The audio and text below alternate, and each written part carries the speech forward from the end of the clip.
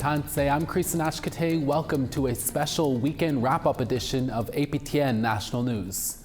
We begin in Winnipeg, where one man's journey began with a simple ancestry test and ended with an emotional reunion. After 5 long decades away from Manitoba, Jonathan Hooker, a 60s Scoop survivor, has finally come home. Kyler Minchell starts us off. Jonathan Hooker was only 18 months old when, against his family's will, he was taken by the federal government from his home community of Moose Lake and given up to a New Zealand couple for adoption. Hooker spent the majority of his life unaware of his Indigenous heritage, and it wasn't until his mother-in-law gifted him a DNA kit that he learned the truth.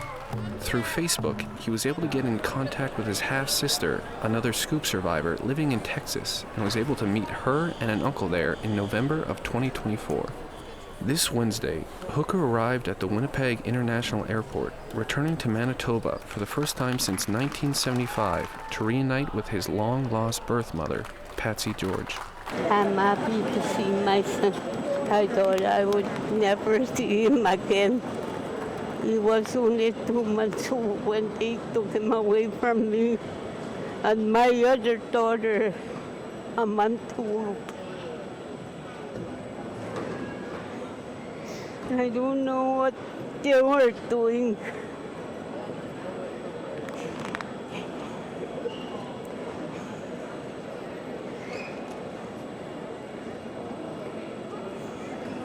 But I'm happy to see him. Hooker is just one of the thousands of Indigenous children taken by the federal government between the 1960s and 80s and adopted into predominantly white families in an effort to erase their cultural heritage and assimilate them into Western society. He says that he's excited to learn more about his history and culture.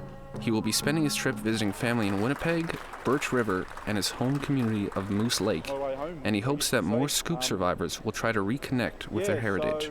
I hope somebody gets some inspiration out of this. I hope someone sort of hears some of my story or comes and talks to me or anything, and we can maybe get some advice. Throughout this process, Jonathan has been supported by fellow Scoop survivor and advocate Colleen Rajot.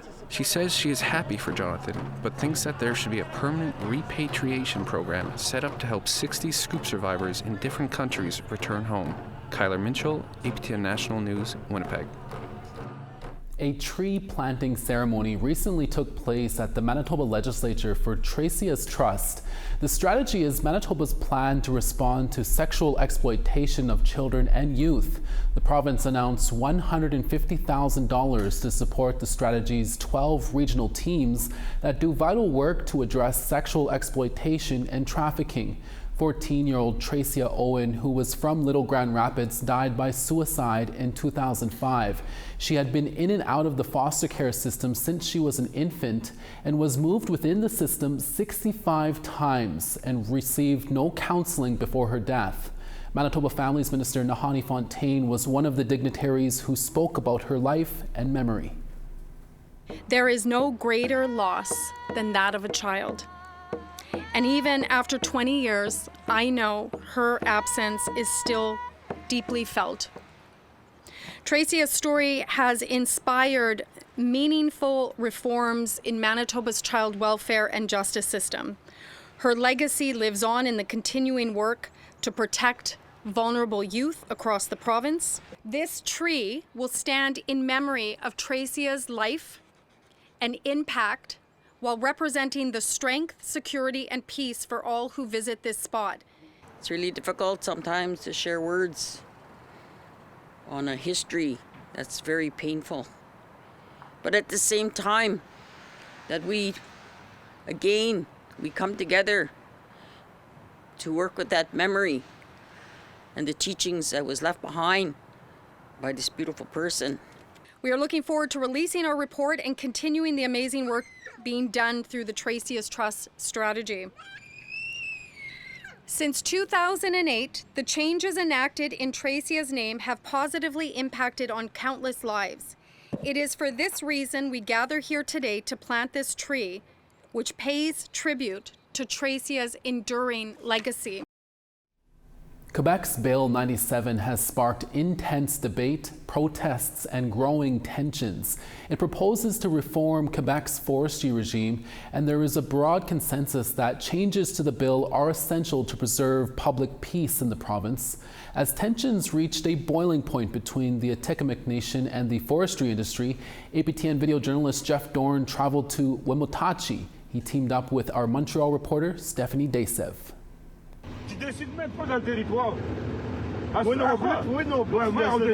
The tension in this video is palpable. This recent confrontation between a truck driver and an Atikamekw man occurred at a protest camp in Wimotachie, Quebec. It recalled images from the 1990 siege of Gunasataugue. The man in the video is Dave Petitquet, land defender and member of the Mamu First Nation. Last week, he called for a peaceful mobilization to counter a demonstration planned by a group of loggers. Les gens qui sont violents, qui se retiennent pas quand ils sont en colère, on vous demanderait de rester chez vous, de ne pas venir appuyer.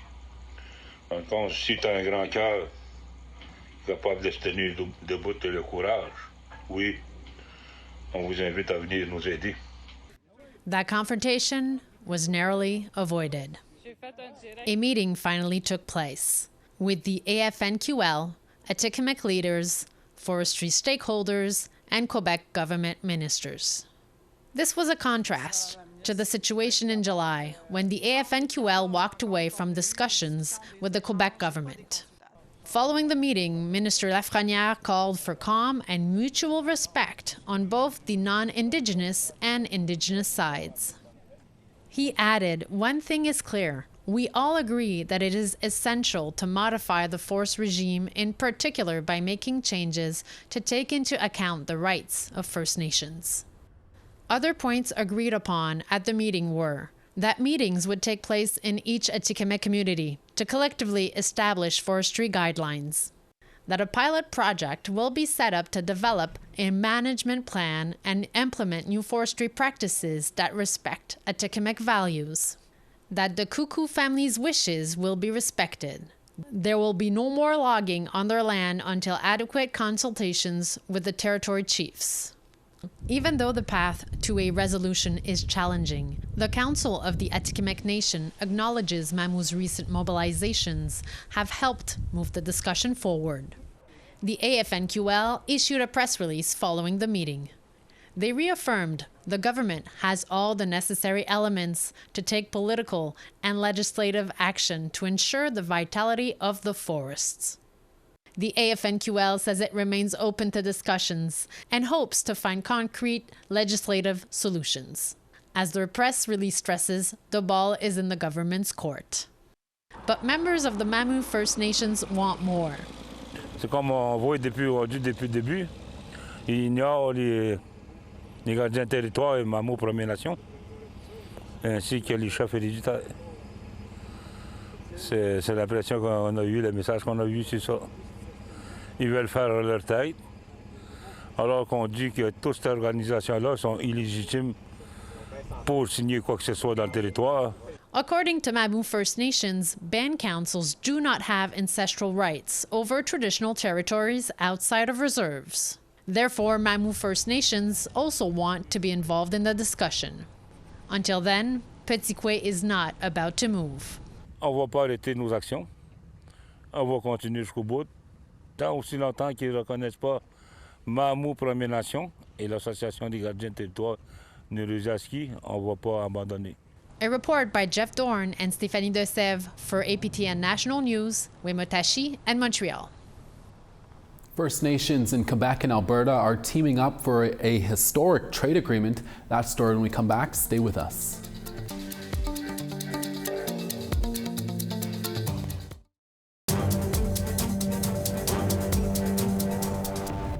Welcome back. The Mohawk community of Ganawage in Quebec recently announced a cross-country trade agreement.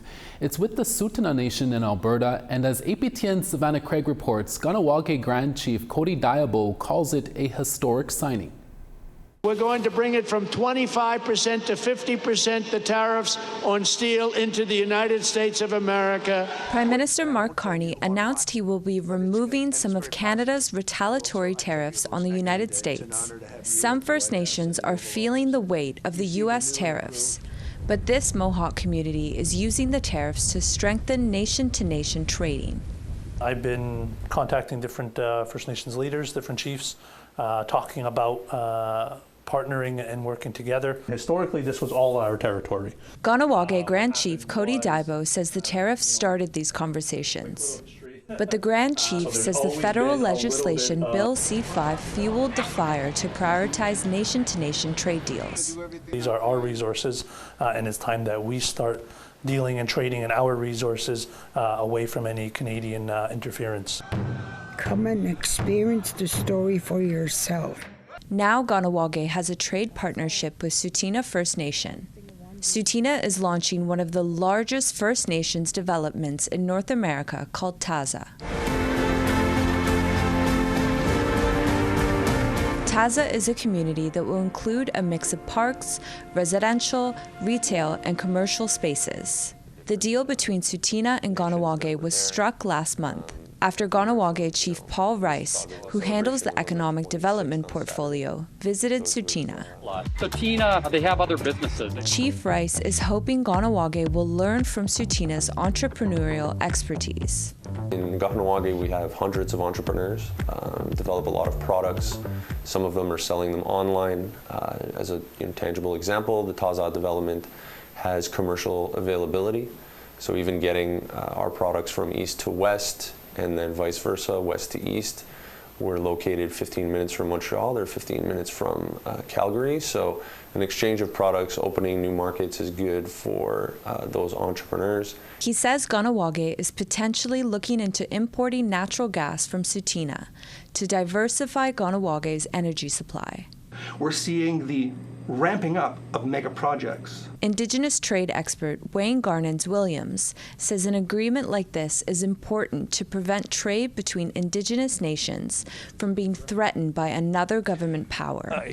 Anything can be threatened, but the question is the assertion of that right in Canada, it's never been extinguished, expressly extinguished, and we just need to assert it more by building our own system. And it's important that we build our own system because our version of how we view trade and commerce is different than the European-based system that's dominating the world. He says all First Nations internationally should be writing trade agreements to assert their economic rights, not just domestic agreements. No court has ever expressly extinguished Indigenous economic rights. We have that. It is recognized, and we just need to assert it more by building our own system. Professor David Carrier-Acko encourages Indigenous people on both sides of the U.S.-Canada border to develop a trade coalition. The way Indigenous people have to react is to collectively come together to protect their interests. He runs the Indigenous Business Management program at McGill University and a consulting firm called Acosys. His PhD focuses on economic reconciliation. But in order for a cross-border trade agreement to be established, Carrier-Acko says Canada needs to uphold the Jay Treaty. When you look at it from the British point of view, that ratification was to prevent the American economy from growing. Now you have Trump, who doesn't want the Canadian economy to grow, so ratify it. In many ways, the Jay Treaty will provide a competitive advantage to Canada in many ways, and to reestablish that nation-to-nation relationship.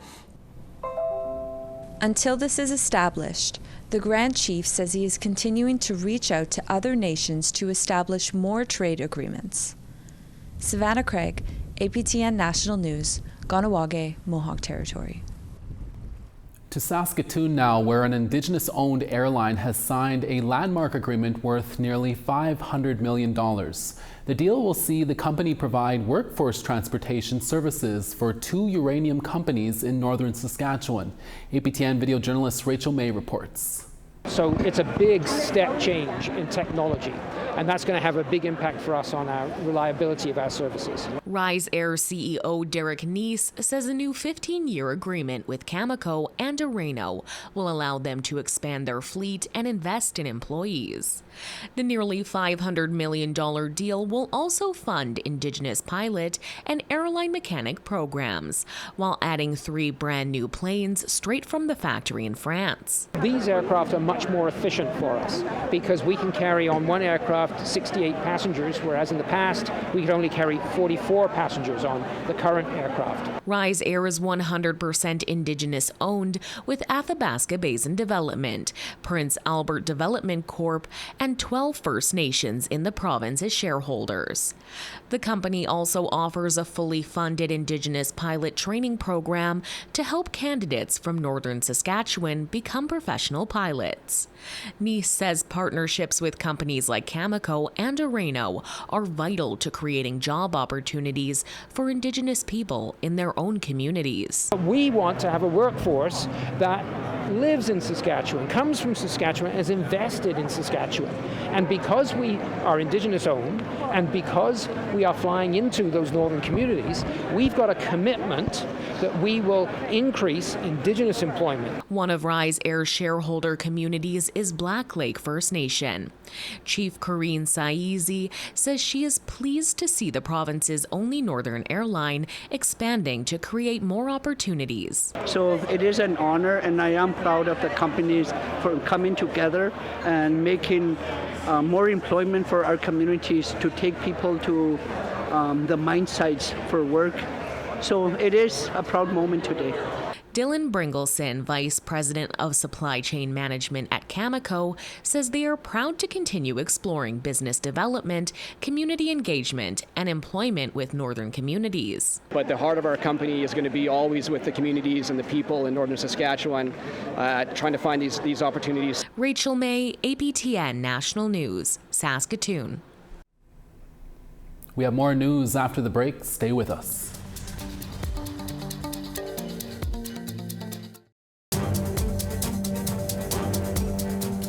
A First Nation musician has just found a new niche in the theatre industry. His first musical production, called Rez Gas, kicked off in Port Hope, Ontario, and tickets are selling fast. Here's APTN's Annette Francis with that story. The covers and hold me tight.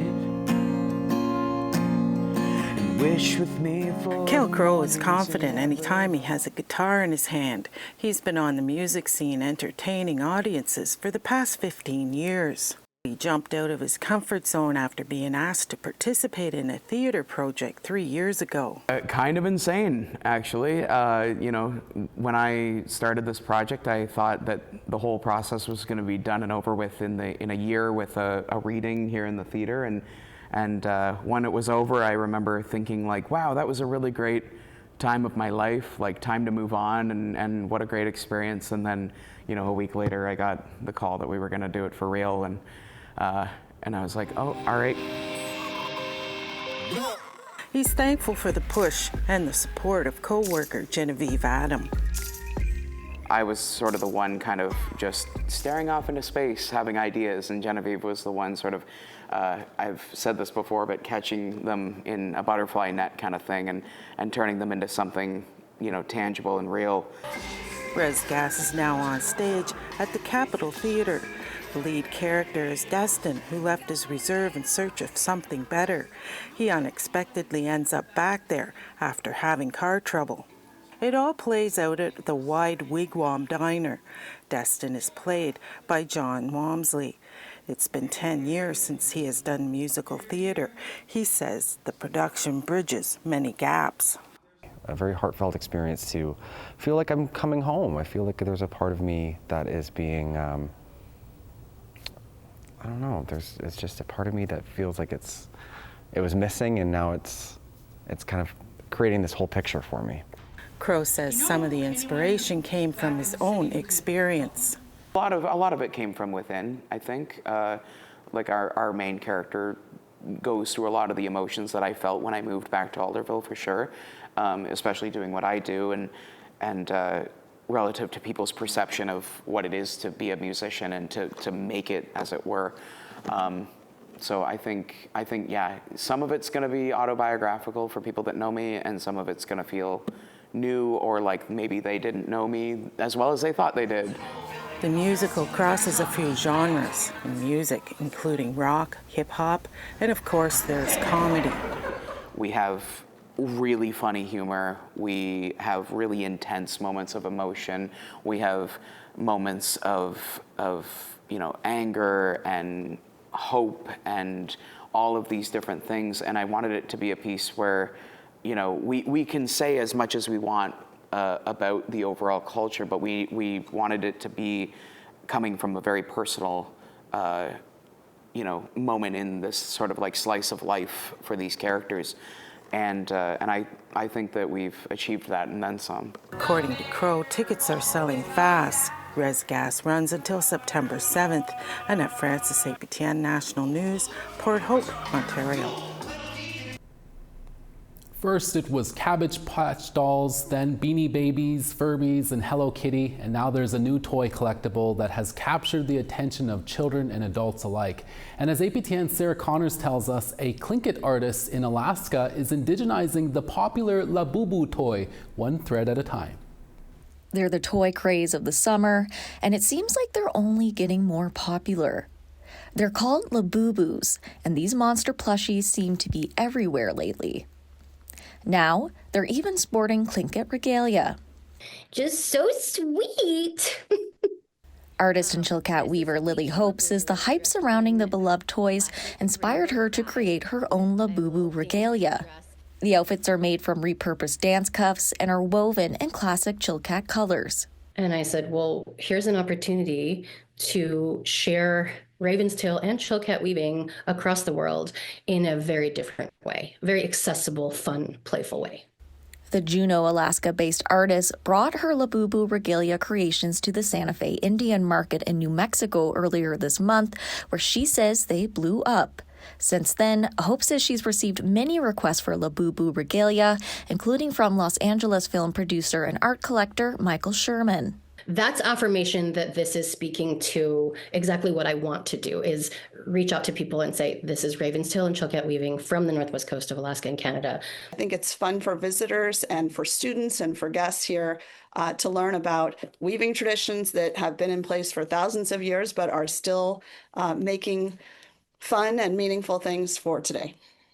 The Labubus also made an impression on the curator of Northwest Native Art at the Burke Museum in Seattle, Washington. The museum purchased a regalia Labubu from Hope, as well as this one made by Hope's Aunt Deanna, to add to its collection. I think it's fun for visitors and for students and for guests here to learn about weaving traditions that have been in place for thousands of years, but are still making fun and meaningful things for today.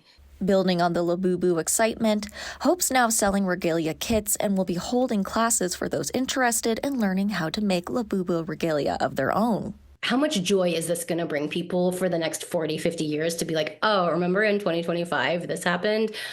From toy shelves to museum collections, these wacky monsters are helping promote Tlingit culture now and into the future. Sarah Connors, APTN National News, Whitehorse. And that's your weekend newscast. We're back with your regular news programming next Tuesday. Please join us then. From all of us at APTN National News, Kwana Hai Hai Masicho, thank you for watching, and we'll see you again next day.